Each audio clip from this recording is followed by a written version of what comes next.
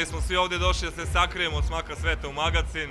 Da, Magacin posebna priča, prava beogradska, onako, klub, šta reći, na zavidnom nivou, da Evropa poželi ovakav klub. Nama je čast da radimo sa Magacinom i to je to što mogu da kažem.